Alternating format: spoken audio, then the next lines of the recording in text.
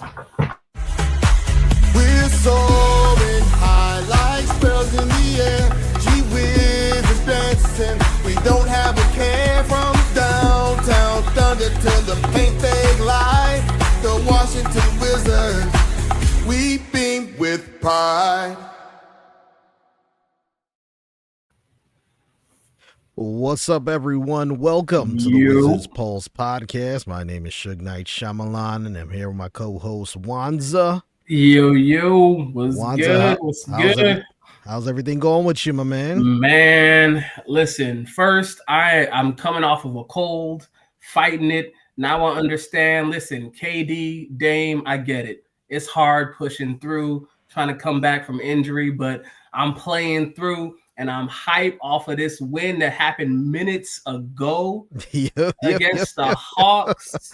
Listen. Let's cue up the victory. Remember back in the day, whenever the Wizards / Bullets got a win, do you remember when this song would play? Let's go. Yeah. Let's go. Y'all better get hype out there. This was my song right here. It just makes you want to get up.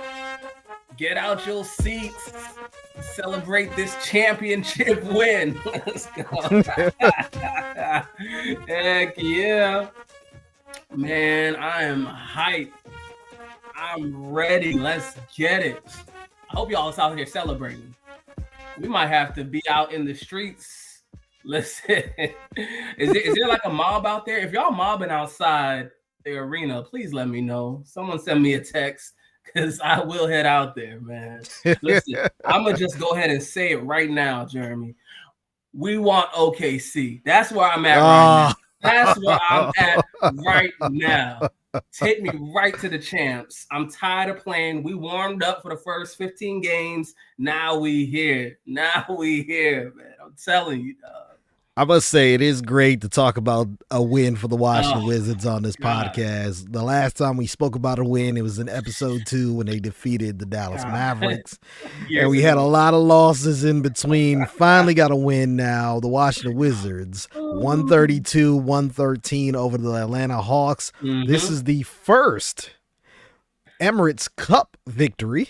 So first one in 3 seasons. For those that don't know what the Emirates Cup is, it is the NBA's version of an in-season tournament. So this is the first Emirates Cup victory in franchise history. And now the Wizards are 2-15. Oh God. Why'd you have to say it like that? I mean, it's better than 1-16. It could be worse. It could be worse. But you know what? In my mind, we're 1-0. Now the season begins. We finally got something to be proud of. Because even that Dallas win was all right. You know what I'm saying? But this is something to be proud of. I am shocked at what I saw, at these numbers, at the performance, at Coach Keith deciding, like, you know what? I like my job. Maybe I should coach a little bit. Maybe I should put some effort in. He's actually showing some real coaching skill. And we got performances from CJ, from Sar, man, even Corey before he got injured. Put up some real numbers for the second game in a row, by the way. You know what I'm saying? We'll touch on some of that. But regardless, the performances, the defense, and by the way, just to put this out there before we get into the weeds real quick, this Hawks team is not trash. Don't let anyone fool you. They're not. They're not trash, right? They had a lot of hopes of this season, and they're the 10th best defense in the season, right? They're the 10th best defense in the league. I mean, and so all of that makes a difference. Yes. They were without Tre Young, but they've been playing fairly well without Tre Young. And if we're going to talk about even without, I mean, Tre Young's not known for his defense. So it's not like, oh, Tre Young wasn't there. Now, you know, they're lacking in this end. Now they do lack on the offensive side. We got to admit that. But Atlanta's been playing pretty good without him.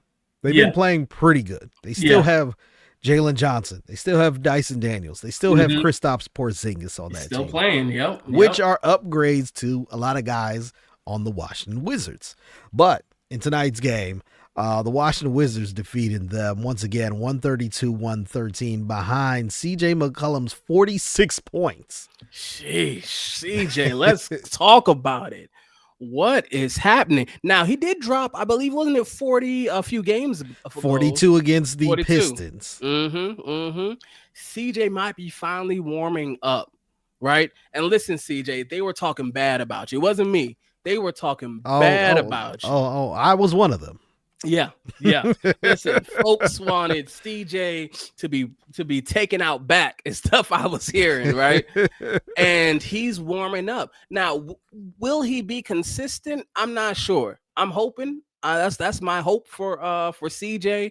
But we see when he feels like styling on him, when he feels like going hard, it makes a difference, right? We see it. We see him showing up. And the Hawks were trying their best, by the way. They keyed in on him. Oh, they were throwing everything they could at him. And he was out here, what was it? 10 for 13 or 10 for 13 from 3. Crazy. 17 for 25 overall from the field. Crazy. That's unconscious numbers. That's just the basket is 10 feet wide. It don't even matter. And you saw some of those threes, he was barely even setting up. Like he was just walking into them, running into them. CJ was unconscious, just laid the Hawks down. Let me find out you can play like this. Keep putting up these numbers. I'm going to start raising my expectations in a second. You know what I'm saying? Like, CJ, you gotta, we need you to bring that energy, bro. Like, this is crazy. I'm telling you, I'm a go ahead and start to ignore his if he's gonna start putting up 40, like this is something else, dog. Now, not just CJ McCollum, Corey Kispert. Yeah, second game in the starting lineup, and probably the 2 best games he's had all year. Yep. Not only did CJ McCollum start off hot, he started off hot. He was 6 for 11 from 3. Crazy. I'm trying to figure out. This is so weird. First of all, Corey, I was always on your side. Don't get it twisted. Everyone was saying trade Corey. I was always on your side, Corey. I'm telling you. I told them don't trade Corey because if you lose him, you're gonna need another shooter. You're still gonna have to get another one. And now I remember, I'll never forget this last game, the game before, they interviewed him afterwards, right? And they were like, yo, why do you think you're doing so well? Like, where's this coming from? He was like, I don't know. They switched it up, put me in the starting lineup. And he just sort of looked at the camera and I was like, okay, let me see you do that again if you're talking. And you know what he did the next game? Showed up. Corey might need a start. I don't know. He might need to start. Now, you know, that adds some interesting wrinkles into the offense and point of attack defense and all these types of stuff. It makes it hard in some areas. But if he's out here, listen, he put up 19 before he had to leave. He got injured. He did leave with an injury. Hopefully it's not something that's going to be long-term, right. Hopefully. Yeah. And based on the broadcast, there wasn't much concern, but I don't know if it was just more of, we're just so happy the Wizards are playing well right now that we're not going to even talk about the injury too much. So I'm hoping it's not something that is going to linger for him. Yeah. Fingers crossed that wrist is okay. You know what I'm saying? But if this is how you need to play, let me know, because you can keep starting if you're going to put up points like this. This is the second regime that's decided to keep him. And that says to me, they saw something in him. You know what I'm saying? Dawkins saw a little something in him. So let's see if because I really feel like he would at least had 25. He would at least had 25 if he kept playing.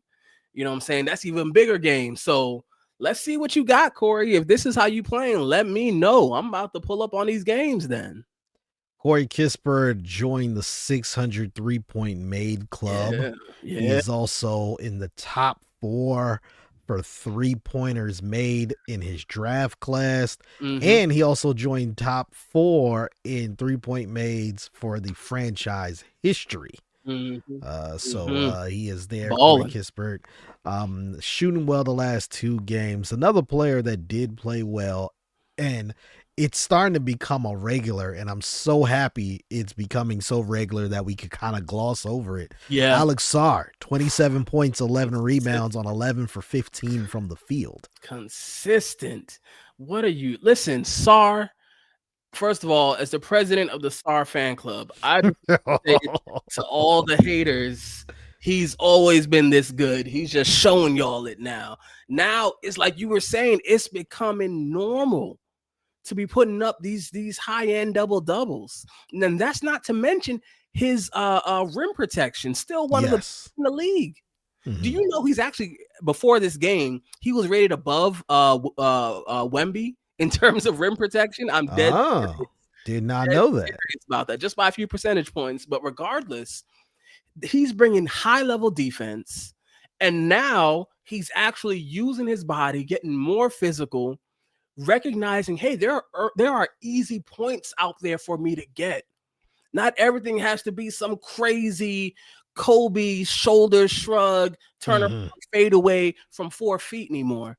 You know what I'm saying? Hey, I'm big enough to just put it in the basket. And people are starting to respect his defense more and more. And the thing that I care the most about right now, rebounding. Yes. I was sincerely worried about his rebounding because he just doesn't seem like it comes easy for him.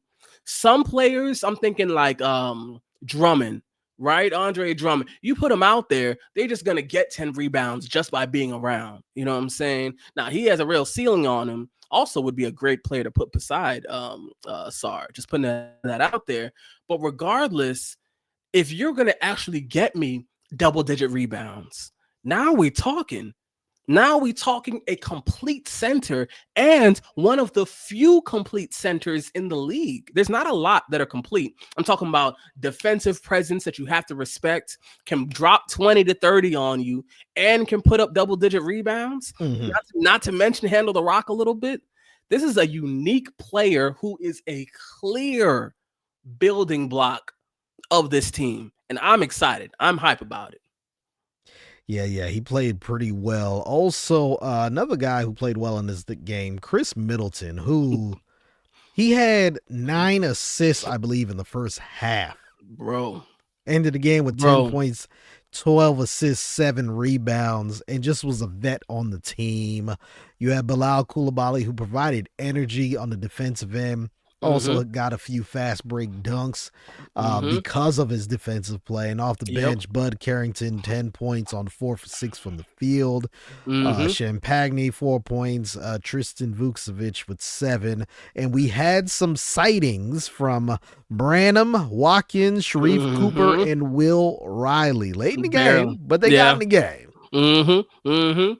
Excited to see. Man, I got a Middleton rant. I'm going to save for just a quick, it's a general point guard rant that I have. I'm going to save it for just a little bit. But first, I want to talk Will Riley. I don't understand why he's not getting more burn. I don't get it. You know what I'm saying? He's getting I feel like he's getting minutes where Keith is just like here, damn, just go ahead to take some minutes because somebody's complaining. You know what I'm saying? He went down to the G League and dropped, I think it was 25 or 23, 6 and 7 or something like that. Oh man, how come he didn't get the hype like someone out in LA? See, they did that. You see, listen, let's talk about it. No one knew that he was out here doing that. And that says to me, he was dropping dimes behind the back passes, all of that. This is someone who's demanding burn. He's demanding some minutes. I'd love for him to get a few more. You know what I'm saying? I'm also the biggest Jameer fan. I feel like we need him and his defense desperately. As soon as he learns to put up 10 points for me, then we could really have a real conversation because I need more of him too.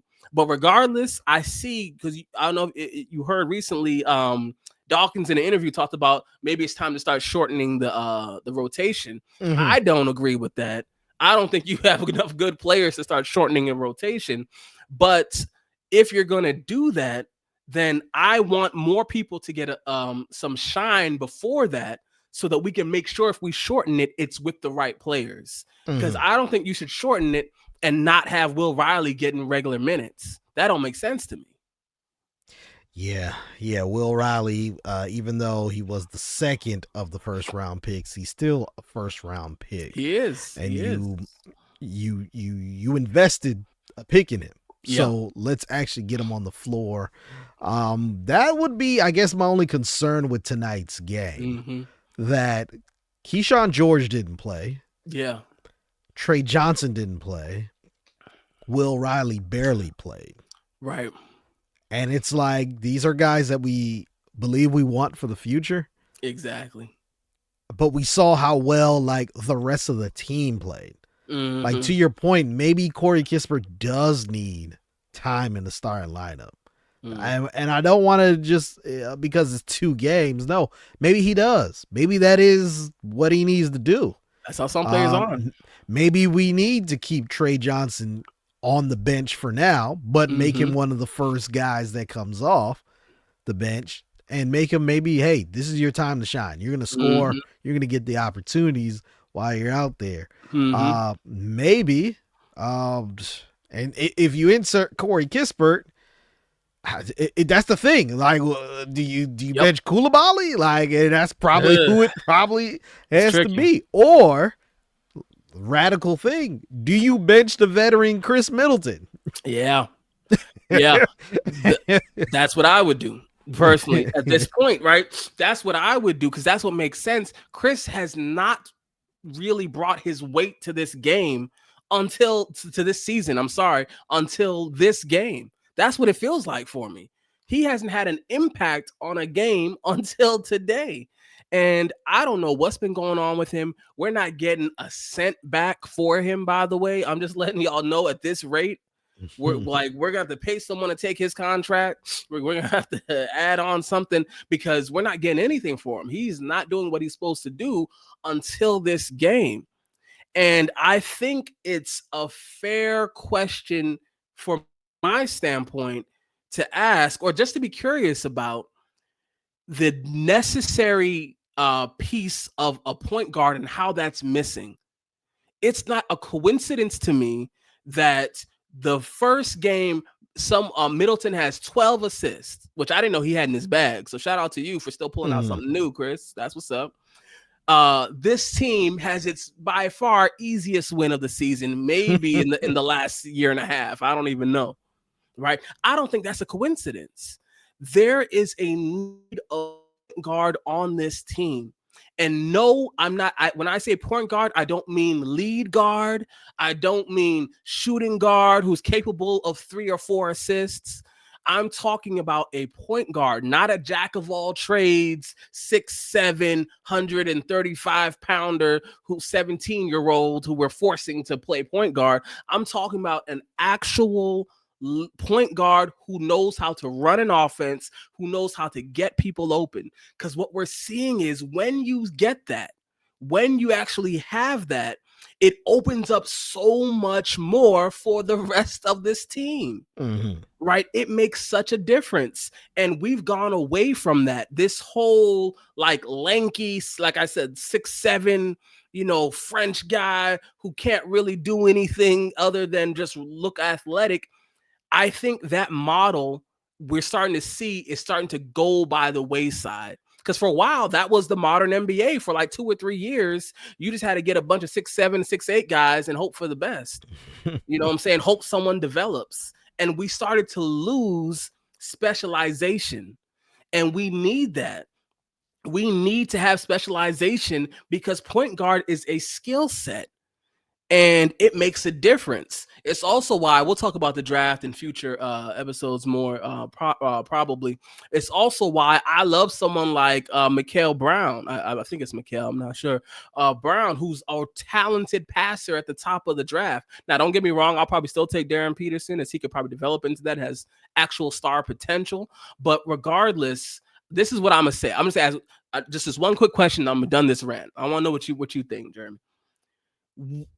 If I told you a above average point guard is more valuable than an above average scorer, Would I be crazy? Tell me what you think. Am I crazy for saying no, that? I don't think so, because if you're telling me the score is just above average, I mean, it seems like we have all of that on the team already. Mm-hmm. We got above Keyshawn George. We got CJ McCollum. Tre Johnson's probably going to be one of those type of guys. We got above average scores, but we have piss poor point guard or court generals. Like it's awful right now. So I would definitely take an above average point guard in the upcoming draft or via free agency. I agree, and I'm down for free agency too. I think whoever it is, because now we're seeing how much this team opens up, how the offense flows. Did you see the fast break points? I think we beat them in fast break points. Yeah.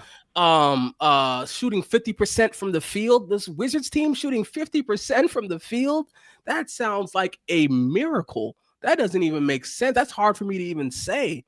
With all these, with all how hard it's been to score, it's not a coincidence. It's all I'm saying. I know that's beside the point for a lot of folks. To me, listen, if Chris can mess around and give me 6 to 8 assists, I don't even need 12 every game. Then we just found our fill-in point guard. Like if he wants to run the point, go for it, old man. Like if you're doing it like this, it makes a difference. It makes us lethal. That's all I'm trying to say, man. Yes, yeah. One other thing that I noticed about tonight's win against the Hawks, it seemed like everyone was engaged defensively also. Yes. Like there was a real effort in, all right, I'm not going to let this guy beat me, and I'm going to crash the boards. I'm not going to just leak out before we even secure the rebound. Let's crash the boards, then run. And I saw that, I noticed that while watching the game. Another thing that and this comes from Chris Miller and Brendan Haywood, who were calling the game tonight. They said in practice yesterday that Keith was very on hands throughout practice. Nearly the entire practice was run by him instead of more of the delegation that typically happens in an NBA practice. And that's something that they definitely mentioned during the telecast. So look, I know it's one game. And they've had 2 back-to-back good games, even though they're 1-1 in that stretch. But I'm hoping that the young guys can see, okay, like we did beat an NBA team, right? We didn't beat a EuroLeague team, right? Or an Australian team during exhibition. Like we beat an NBA team that has been playing well too. And we beat them because we played defense and we were very smart when it came to the offense. That's it. We ran when we needed to run, and when we didn't, okay, let's get it to our big guy. Let's get it to the hot hand CJ McCollum. Let's get it to the hot hand Corey Kispert. That's it. And that's how they got the big lead, and that helped everyone else on the court later. Yes. Talk about it. Did you recognize how we kept it going throughout the whole game? I was sitting there waiting, probably like the rest of us, waiting for that lead to just dwindle down to nothing. When the lead went from 29-point lead to a 13-point lead in the second quarter, I said, here we go again. Here we go. And Keith called timeout. They drew up a play. They scored. They got a turnover. They scored again. And then the lead was back up to 20. And I was like, okay. Yeah. And going into the half, they're about 20. And I'm like, all right, cool. Like, yeah. And then they come out in the third quarter, same thing. They had same aggressiveness on defense. And they did not start jacking up shots in the second half. Yeah. They didn't start, okay, let me try and get my points now. It was, well, CJ's hot, give him the ball. Yeah, that's it. Alex Sarr, when he's down there, if he got the position, give him the ball. And that's what happened tonight. And I'm so happy that happened. Also, another thing that I was really happy for, from start to beginning, the bench was really active. Yeah. The bench was engaged. Yes. When Kispert hit his first 3, I believe he hit the first 3 and then he got an and one. And the bench was engaged. He was pointing at them. They were pointing at him. Yep. He then I think he hit like 3 threes in a row after that. And it's like everyone is engaged at that point. Yeah. There was no one sitting there like, well, when am I getting in the game? Right. There was no one, even pouting. later in the game, there was no one sitting there like pouting. They were at one point forcing CJ to try to get the 50. And everyone was there. Everyone was supportive. And that was something that I did like about the Wizards tonight. That is so needed. And you hit on such a great point with that defense, because what it does is when you play defense, now you're seeing, oh, this is the dividends. These are the results, the rewards of it. And it helps everyone lock in. This team felt a lot more unified. Now, listen, it's just a win. You know what I'm saying? It's just one win. I get it. But regardless, I'm hoping this does make a difference for them, because we need them to be unified. I need them to be together, to be defending themselves when we're getting pushed around.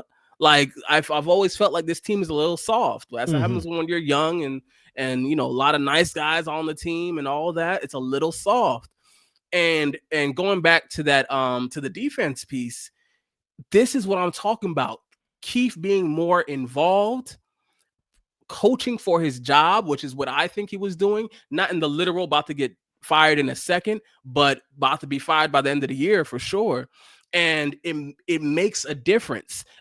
He was a lot more engaged even on the sideline. You noticed Cam when Cam was out there, Cam barely played, by the way. And you know, you saw Keith out there clapping at him when it was on defense, like, yo, lock in, what's going on? Then he pulled him and Cam didn't see the court again.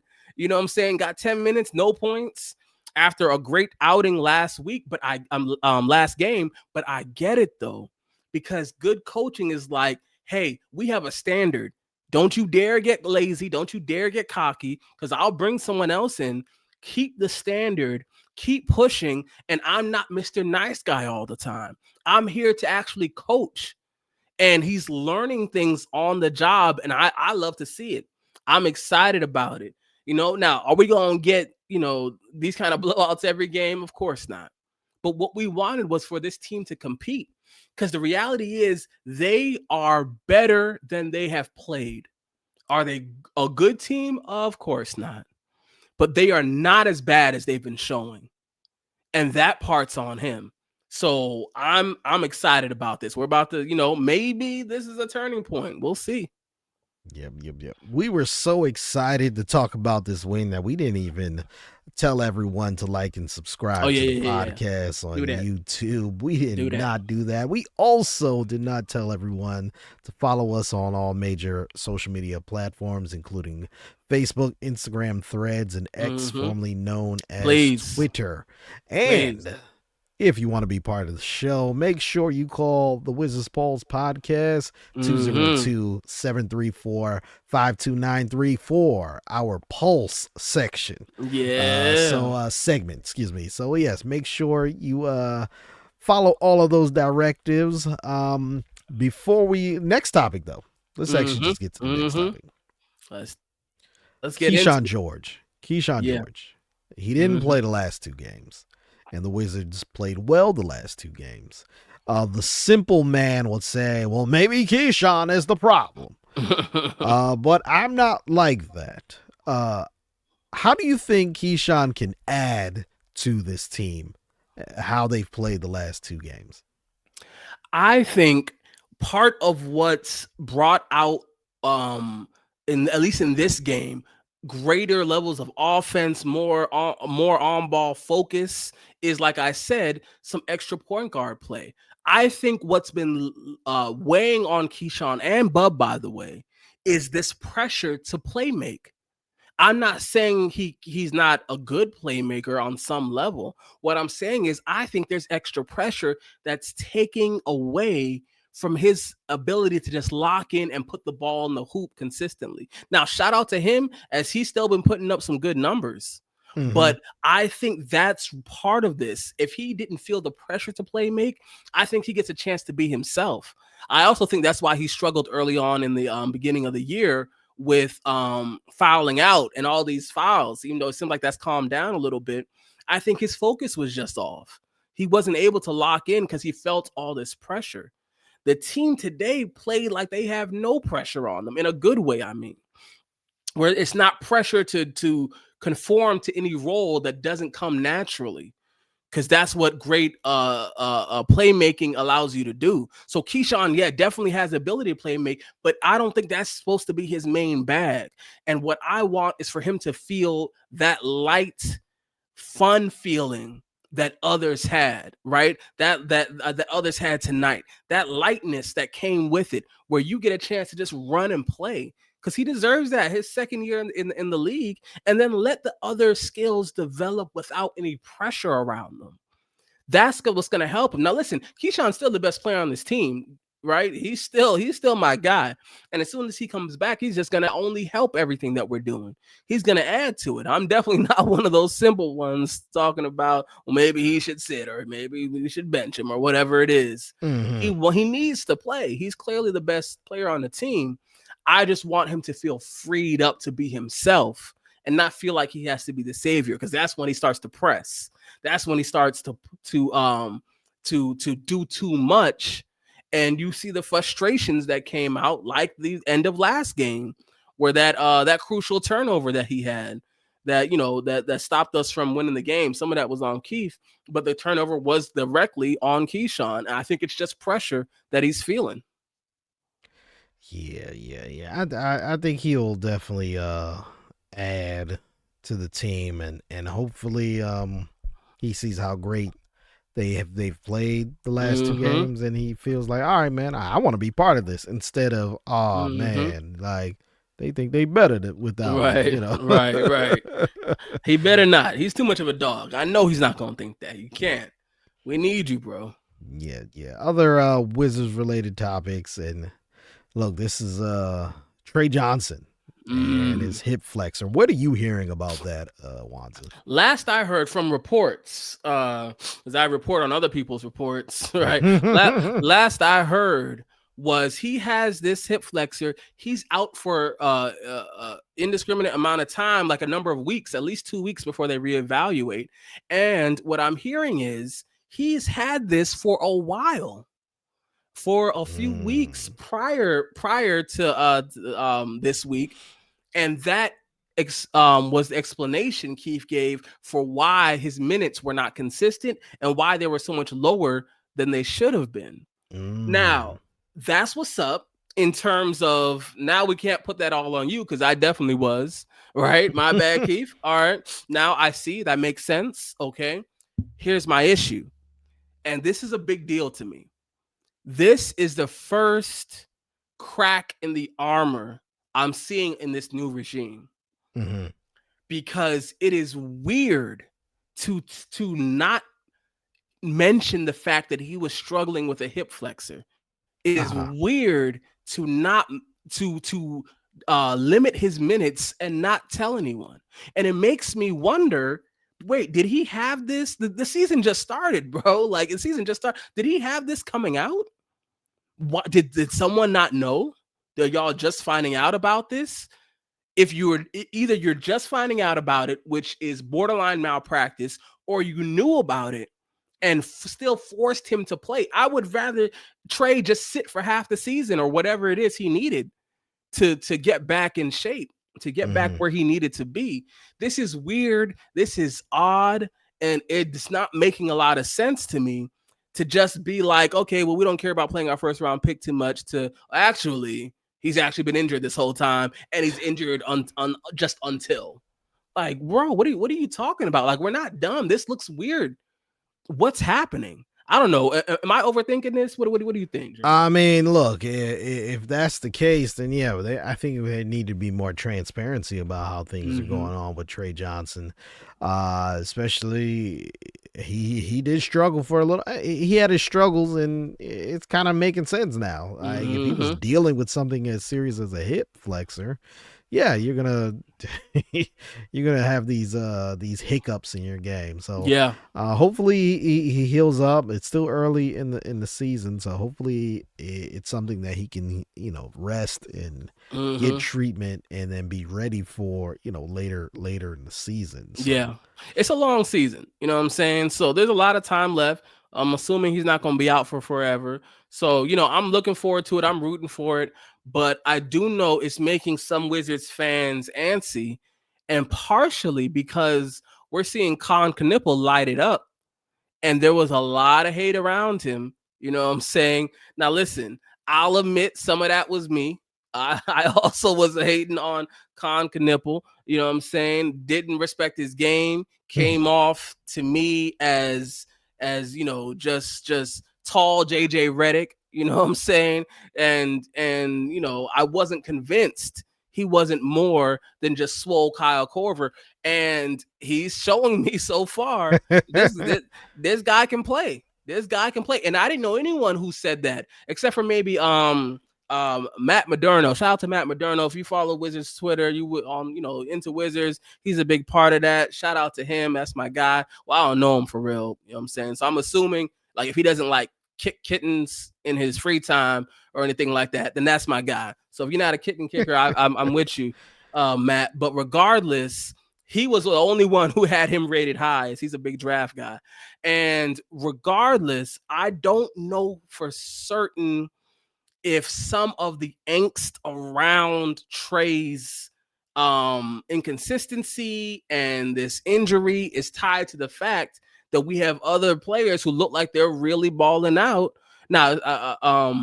And that's a piece of this too, because I'm seeing a lot of like second guessing of Dawkins or in general around his picks as Denny's lighting it up, and Bub is doing the opposite of lightening up, you know what I'm saying? So these are just questions I'm seeing, in Wizards Twitter sphere, and I'm just trying to, this show is about bringing some of their topics up too. Whether I agree or disagree, people are saying it.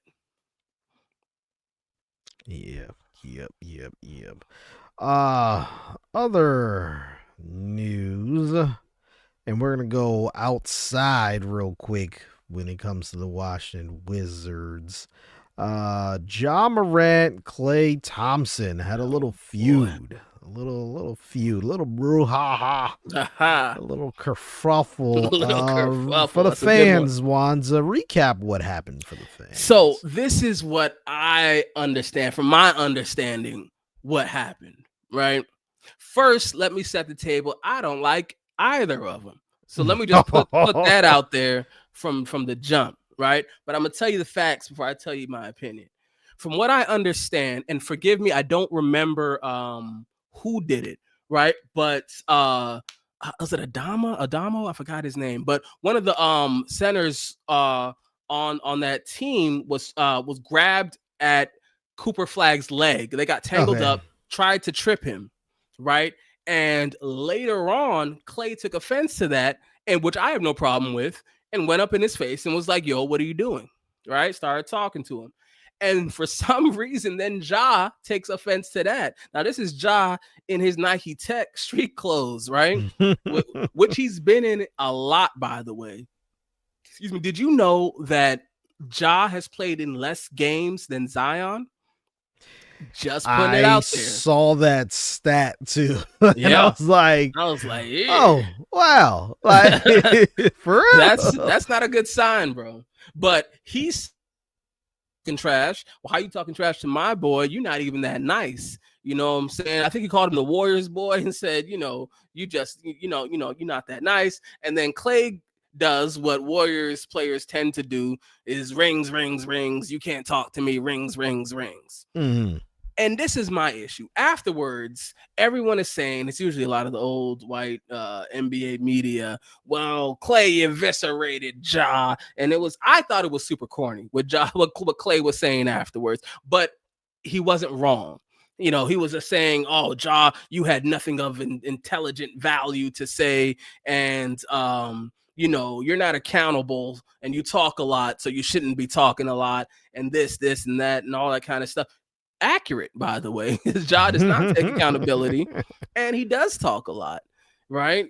But my issue is with this, as I mentioned, I don't like either of them, and they're both annoying to me, right? First of all, I'ma just say it right now. I'm hating on Clay because he's with Meg Thee Stallion. Oh wow. He knew how I felt about Meg, right? Me and Meg had agreed at some point she could be like a second wife. Shout out to my first wife. Hey, babe, you still there, right? But Meg was supposed to be there. And you really just gonna mess around and be with her? That's crazy. Little disrespectful. But all right. I felt like Meg could have did a little better, but okay. You know what I'm saying? Fine. Ja, the issue with Ja is he's immature. That's always been his issue. Also doesn't play defense, but he's immature. And it's getting corny, it's getting boring. Already like maybe softly demanding his way out and all that. So it's entertainment for all of us. I just don't love the main characters as I literally was hoping they would fight. I was like, man, I hope both of y'all just get injured and don't have to play so it could be easier for me. You know what I'm saying? So it was just an annoying thing to see. Got a little bit blown out of proportion as people are allowed to talk trash, but it was annoying to see because I felt like neither of them really deserved that spotlight. Yeah, I typically don't like the count my rings thing, but when it came to Klay Thompson saying that to Ja Morant, I was all for it because Ja Morant has come into this league with deserved hype coming out of college, but in the grand scheme, he's done absolutely nothing in the league. Yeah. Especially based on him being drafted second overall and the projections of what his career was going to be like. I mean, outside of a 2022 run to the second round, he's done nothing. He's actually more known for having guns with him. Right. You know, bringing guns on a team flight, bringing guns into a strip club and flashing it on IG, getting suspended for that. Yeah. Also then getting suspended again for flashing guns again. So it's like, that's what you're known for, dude. You're known for your father, you and your father, but you're known for your father, you know, constantly. You know, from the outside looking in, constantly looks like he's inebriated because he's drinking all the time. You have your run in with Shannon Sharp, and your father wants to get into it. Yeah, like, and then you have the situation where you allegedly punch a teenager over a basketball game. You have a near altercation at a Foot Locker in a mall with your mom. You have red dots being shown on a or being displayed at the Indiana Pacers team bus as your vehicle's driving away. Like, you're known for that more than actual basketball. You're known for that in actual basketball success. And Klay Thompson is telling the truth, bro. Like, I've done a lot more. And even I'm not Klay Thompson. I mean, I'm not Steph Curry. Like, but I've done more for my team's success. I know what it takes to win. And you, Ja Morant, have the chance. The league was trying to give him the mantle. Of the next American superstar. This is about to be your league. Fumbled it away like Tiki Barber in the early 2000s. Like, so, come on, man. It's just, I'm with Steph on that. And I'm with Klay with that. And I do think a lot of people are now getting vocal because they feel with the whole thing with Meg Thee Stallion. We know, obviously, the relationship she's had with a couple other NBA players. We know that. So the other guys now feel, and there may be others that we don't know, but the other guys definitely are throwing shots at him. Oh, you with her after she was with so-and-so? Knowing good and well that they would have fell in line like he did. If the opportunity came. And now you got people saying, yeah, she's the reason why he's not playing well. Man, he hasn't been playing well since he tore his Achilles. He hasn't. This is Klay Thompson right now. Yeah. So yeah, I'm with Clay on the whole situation, man. Like, dude, you've done nothing in the grand scheme, Yeah. and this franchise is really kind of, in a sense, looking for a way to get you out of here. Right. And you get another hiccup, you done. And let's not actually talk about on the court, because you haven't developed a jump shot. Everything is relying on the athleticism, and when that goes away, what else do you bring to the game of basketball? He doesn't have another move.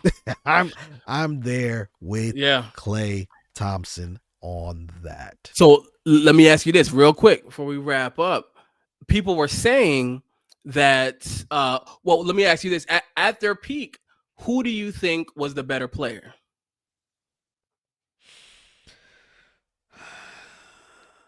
See, it's a little tricky.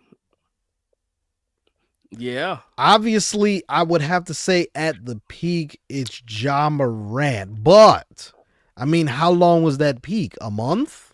Yeah, I mean, you know, like, yeah, a month? Like, and then when they made a run in the playoffs to the second round, and they were trying to make him the face of the NBA, I guess. Yeah. But, like, I mean, we talking about Klay Thompson, who was part of the Splash Brothers, who was on a run for some years, where there was a point in the league where fans were saying Klay Thompson's a better shooter than Steph Curry.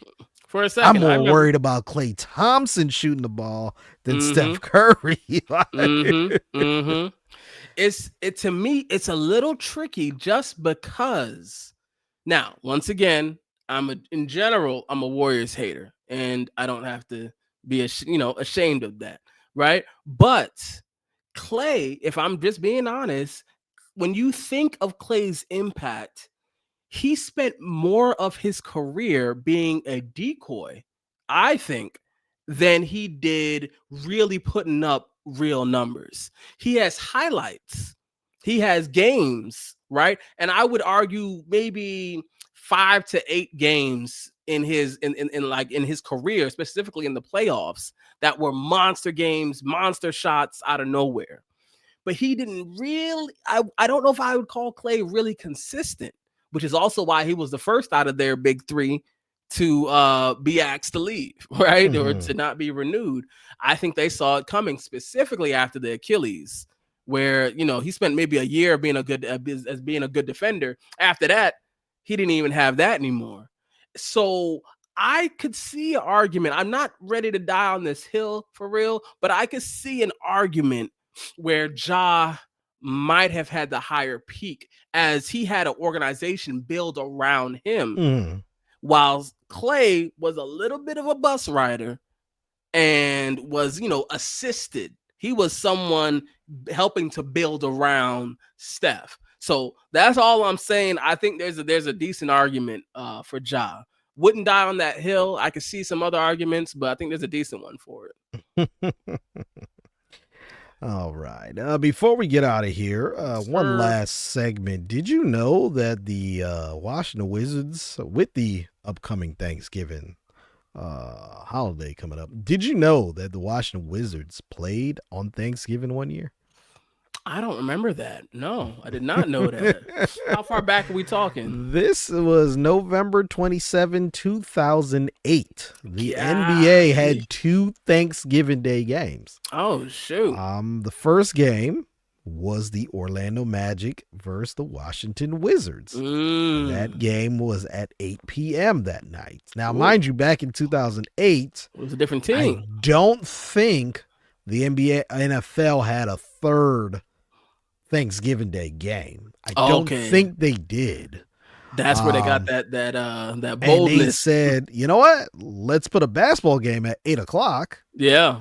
And they did. Orlando Magic versus the Washington Wizards. And the last game was the New Orleans Pelicans Pelicans, or that was the Hornets at the time. New Orleans Hornets versus the Denver Nuggets. Now, the Washington Wizards lost that game 105-90. Sounds about right. Man, that was Dwight Howard dominated. 26 points, 14 rebounds, 3 blocks. Dang. Yeah, for the Washington Wizards, though, What did Gil put Ron up? Butler, 25 points. Antoine Okay. Davidson, 17 points. Okay. And Darius Sungaila with 12. Darius Sungilo. Jeez. Throwback. Yeah, Was Gil playing in that one? Gil was not playing because that was what He Gil was already injured. He was already injured. He got injured. God, He was injured during that time. Thanks for that, Gil. Oh, there you go. Some little bit of trivia for Thanksgiving, man. Well, listen, I'm hoping everyone does get a chance to enjoy their Thanksgiving. If you into that, spend time with family. Don't take life for granted. All those good stuff. Get fat. Take your nap. Enjoy that tryptophan and all that good stuff, man. For sure. All right. Well, I want to thank everyone for tuning in to the Wizards Pulse podcast. Make sure you like and subscribe to the podcast on YouTube. Also, if you want to listen to us, make sure you listen to us on your favorite podcast platform, including Apple Podcasts, Spotify, and all others. Also, make sure you follow us on all major social media platforms, including Facebook, Instagram, Threads, and X, formerly known as Twitter. And if you want to be part of the show, please call us so you can be featured during our Pulse segment, 202-734-5293. Heck yeah. And until next time, everyone, the Wizards Pulse podcast. Peace. Peace.